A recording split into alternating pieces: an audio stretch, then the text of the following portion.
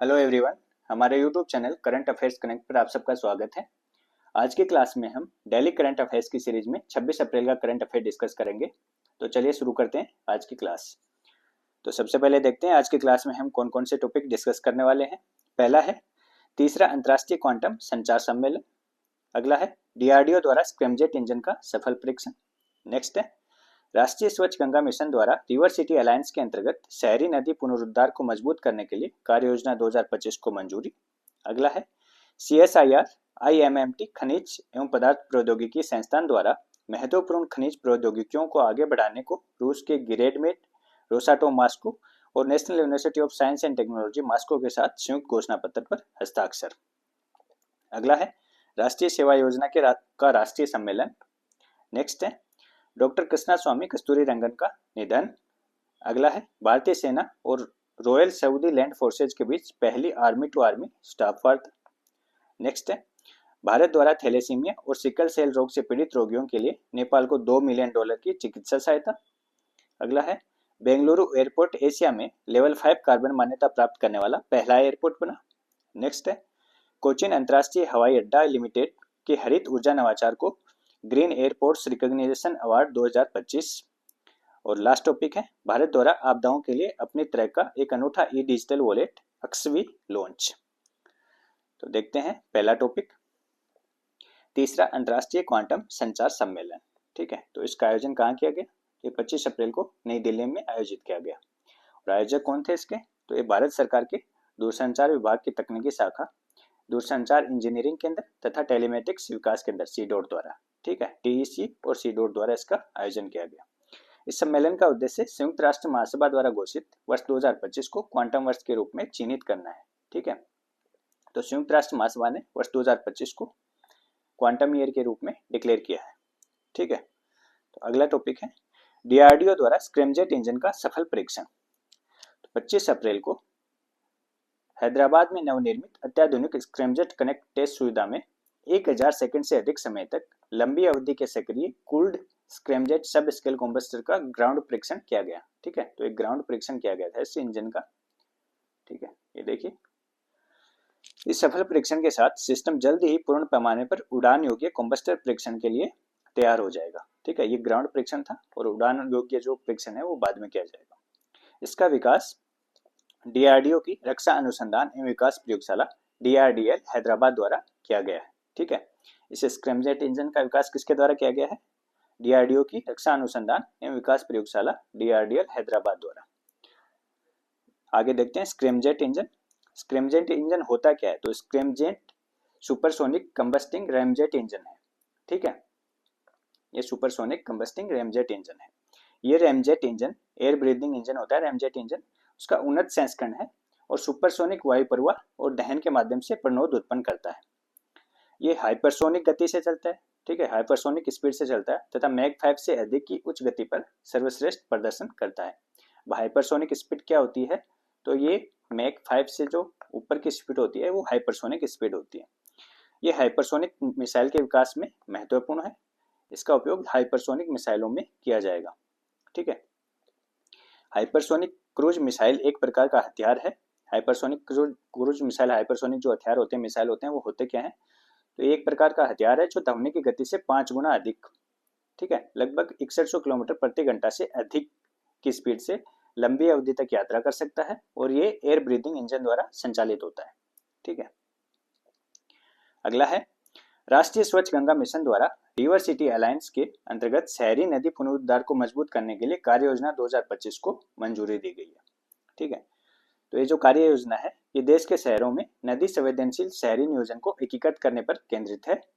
ठीक है, और जो रिवर सिटीज अलायंस है इसको वर्ष 2021 में प्रारंभ किया गया था और ये भारत सरकार के जल शक्ति मंत्रालय और आवासन एवं शहरी कार्य मंत्रालय की एक अग्रणी पहल है। ठीक है, तो भारत सरकार के जल शक्ति मंत्रालय और आवासन एवं शहरी कार्य मंत्रालय का एक इनिशिएटिव है रिवर सिटीज अलायंस और इसको 2021 में प्रारंभ किया गया था।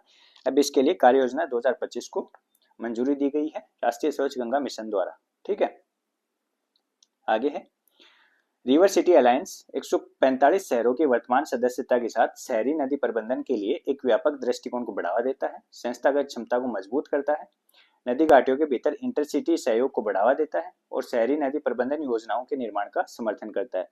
तो रिवर सिटी अलायंस के कितने शहर सदस्य हैं वर्तमान में? 145 शहर इसके सदस्य हैं। ठीक है, और ये काम क्या क्या करता है? ये शहरी नदी प्रबंधन के लिए एक व्यापक दृष्टिकोण को बढ़ावा देता है, संस्थागत क्षमता को मजबूत करता है और नदी घाटियों के भीतर इंटरसिटी सहयोग को बढ़ावा देता है और शहरी नदी प्रबंधन योजनाओं URMP के निर्माण का समर्थन करता है। ठीक है, तो जो शहरी नदी प्रबंधन योजनाएं हैं उनके निर्माण का समर्थन करने के लिए अभी राष्ट्रीय स्वच्छ गंगा मिशन ने तमिलनाडु में रिवर सिटी अलायंस शहरों के एक विशेष रूप से ऑनबोर्डिंग कार्यक्रमों सहित प्रशिक्षण सत्र के आयोजन की घोषणा इसमें की गई है। कहाँ किया जाएगा? वो तमिलनाडु में किया जाएगा। ठीक है, रिवर सिटी अलायंस के शहरों के लिए विशेष रूप से ऑनबोर्डिंग कार्यक्रमों सहित प्रशिक्षण सत्र, तो उसका आयोजन तमिलनाडु में किया जाएगा। ठीक है, और national institute of urban affairs और राष्ट्रीय स्वच्छ गंगा मिशन ने नदियों के शहरी प्रबंधन में पर्यावरणीय, आर्थिक और सामाजिक आयामों पर विचार करने के लिए वर्ष 2020 में अर्बन रिवर मास्टर प्लान की शुरुआत की थी। URMP इसकी शुरुआत वर्ष 2020 में national institute of urban affairs और राष्ट्रीय स्वच्छ गंगा मिशन द्वारा की गई थी। ठीक है, urban river master plan URMP इसकी शुरुआत 2020 में की गई थी। आगे है कानपुर, अयोध्या, छत्रपति संभाजीनगर, मुरादाबाद और बरेली ने अपने अर्बन रिवर मास्टर प्लान विकसित कर लिए हैं। ठीक है, तो इन 5 शहरों ने अपने अर्बन रिवर मास्टर प्लान विकसित कर लिए हैं। इसकी शुरुआत 2020 में हुई थी।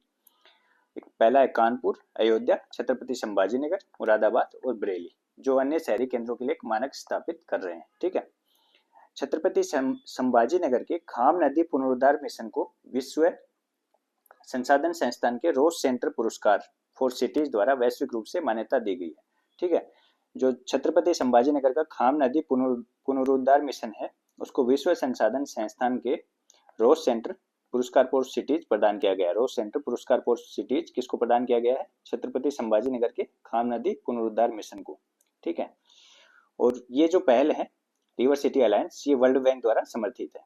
ठीक है, वर्ल्ड बैंक इसको सपोर्ट करता है। आगे है CSIR IMMT खनिज एवं पदार्थ प्रौद्योगिकी संस्थान द्वारा महत्वपूर्ण खनिज प्रौद्योगिकियों को आगे बढ़ाने के लिए रूस के ग्रेडमेट रोसाटोम मास्को और national university of science and technology Moscow के साथ संयुक्त घोषणा पत्र पर हस्ताक्षर किए गए हैं।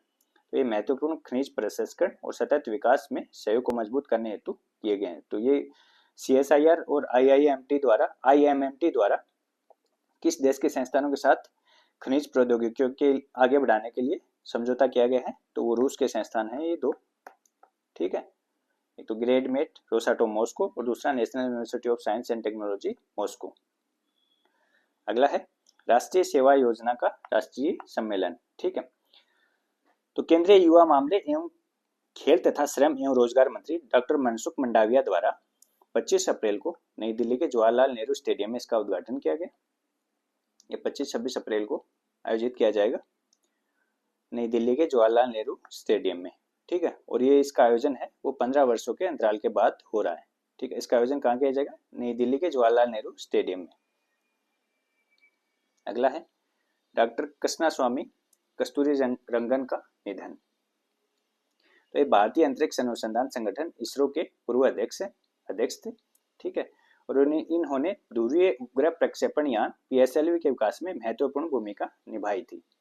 ठीक है, और ये कर्नाटक ज्ञान आयोग के अध्यक्ष भी रह चुके हैं और जो नेशनल एजुकेशन पॉलिसी 2020 आई थी उसकी मसौदा समिति के भी अध्यक्ष डॉक्टर कृष्णास्वामी डॉक्टर के कस्तूरी रंगन ही थे।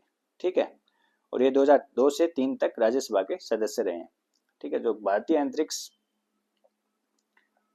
अभियान है उसमें इनकी महत्वपूर्ण भूमिका रही है। ठीक है, ये 9 साल तक इसरो के अध्यक्ष रहे। अगला है भारतीय सेना और रॉयल सऊदी लैंड फोर्सेज के बीच पहली आर्मी टू आर्मी स्टाफ वार्ता तो कहाँ आयोजित की गई है? 23-24 अप्रैल को नई दिल्ली में इसका आयोजन हुआ है। भारतीय सेना और रॉयल सऊदी लैंड फोर्सेज के बीच पहली आर्मी टू आर्मी स्टाफ वार्ता। ठीक है, तो ये 23-24 अप्रैल को नई दिल्ली में आयोजित हुई है। नेक्स्ट है भारत द्वारा थैलेसीमिया और सिकल सेल रोग से पीड़ित रोगियों के लिए नेपाल को $2 मिलियन की चिकित्सा सहायता प्रदान की गई है। ठीक है, तो थैलेसीमिया और सिकल सेल रोग से पीड़ित रोगियों के लिए भारत द्वारा किस देश को चिकित्सा सहायता प्रदान की गई है? तो नेपाल को की गई है $2 मिलियन की। भारत ने थैलेसीमिया और सिकल सेल रोग से पीड़ित रोगियों के लिए नेपाल को $20 लाख की दवाइयां और टीके भेजे हैं। ठीक है, और ये भारत की पड़ोसी पहले नीति के अंतर्गत है। अगला है, बेंगलुरु एयरपोर्ट एशिया में लेवल 5 कार्बन मान्यता प्राप्त करने वाला पहला एयरपोर्ट बना। लेवल 5 कार्बन मान्यता प्राप्त करने वाला एशिया में पहला एयरपोर्ट बना है बेंगलुरु एयरपोर्ट। केम्पेगौड़ा, बेंगलुरु का जो केम्पेगौड़ा एयरपोर्ट है वो एशिया का पहला एयरपोर्ट बना है लेवल 5 कार्बन मान्यता प्राप्त करने वाला। तो एयरपोर्ट काउंसिल इंटरनेशनल एशिया प्रशांत और मध्य पूर्व क्षेत्रीय असेंबली में लेवल 5 मान्यता प्रदान की गई है बेंगलुरु के केम्पेगौड़ा एयरपोर्ट को। इसका नाम है Kempegowda airport, Kempegowda international airport. ये स्कोप 1 और स्कोप 2 ग्रीन हाउस गैस उत्सर्जन में 95.6% की कमी हासिल करने के लिए कार्बन लेवल 5 मान्यता प्रदान की गई है। लेवल 5 कार्बन मान्यता स्कोप 1 और 2 ग्रीन हाउस गैस उत्सर्जन में 95.6% की कमी हासिल करने के लिए प्रदान की गई है। स्कोप 1 और 2 क्रमशः कंपनी के प्रत्यक्ष और अप्रत्यक्ष उत्सर्जन को दर्शाते हैं। ठीक है, अगला है, कोचीन अंतर्राष्ट्रीय हवाई अड्डा लिमिटेड के हरित ऊर्जा नवाचार को ग्रीन एयरपोर्ट्स रिकॉग्निशन अवार्ड 2025 प्रदान किया गया। कोचीन अंतर्राष्ट्रीय हवाई अड्डा लिमिटेड को, ठीक है, ग्रीन एयरपोर्ट्स रिकॉग्निशन अवार्ड 2025 प्रदान किया गया। तो एयरपोर्ट काउंसिल इंटरनेशनल एशिया प्रशांत और मध्य पूर्व द्वारा स्थापित ग्रीन एयरपोर्ट्स रिकॉग्निशन 2025 अवार्ड द्वारा पैनूर में अपने भू आधारित सौर ऊर्जा संयंत्र के लिए यह सम्मान दिया गया। ठीक है, पैनूर में इनका सोलर प्लांट है, उसके लिए कोचीन अंतर्राष्ट्रीय हवाई अड्डा लिमिटेड को यह पुरस्कार दिया गया है। प्रतिवर्ष 6 से 15 मिलियन यात्रियों की श्रेणी में ये पुरस्कार कोचीन अंतर्राष्ट्रीय हवाई अड्डा लिमिटेड को मिला है और ये विश्व का पहला पूर्णतः सौर ऊर्जा चालित हवाई अड्डा भी है। ठीक है, पूर्णतः सौर ऊर्जा चालित हवाई अड्डा कौन सा है? कोचीन अंतर्राष्ट्रीय हवाई अड्डा लिमिटेड, CIAL। अगला है, भारत द्वारा आपदाओं के लिए अपनी तरह का एक अनूठा डिजिटल वॉलेट अक्सवी लॉन्च। ठीक है, तो अक्सवी किसके द्वारा लॉन्च किया गया है? भारत द्वारा डिजिटल वॉलेट आपदाओं के लिए अक्सवी। ठीक है, तो अक्सवी आपदा क्षति विवरण का संक्षिप्त रूप है। ठीक है, यह एक समुदाय संचालित मंच है जिसे seeds sustainable environment and ecological development society India द्वारा बनाया गया है। सीड्स इंडिया द्वारा इसको बनाया गया है। ठीक है, तो अफेक्टेड कम्युनिटी है उसके लिए क्या क्या काम करता है?